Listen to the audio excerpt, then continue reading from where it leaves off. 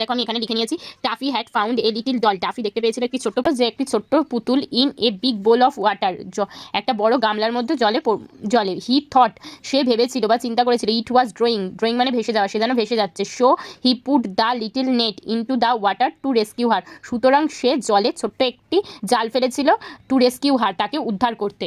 তো দেখো 2 নম্বর কোশ্চেনে আছে what made the little doll think, ছোট্ট পুতুলটি কি ভেবেছিল that Tuffy was not a hero, টাফির সম্বন্ধে কেন ভেবেছিল যে টাফি হিরো নয়। তো দেখো সেটার অ্যান্সার আমরা 2 নম্বরে লিখে নিয়েছি Taffy had spoiled the fun, toffee সব কিছু ভেস্তে দিয়েছিল মজা অফ দ্য লিটিল ডল, ছোট্ট পুতুলটির, that she was having by swimming with the goldfish, সে যে জলের মধ্যে সাঁতার কাটছিল গোল্ড ফিশের সাথে, সেই আনন্দটা ভেস্তে দিয়েছিল। সো দ্য ডল থট, সুতরাং পুতুলটি ভেবেছিল দ্যাট যে toffee was not a hero, toffee কোনো হিরোই নয়, মানে কোনো বীরই নয়। তো দেখো আজকে আমি 2টো কোয়েশ্চেন তোমাদের বুঝিয়ে দিলাম। তো থ্যাঙ্কস ফর ওয়াচিং।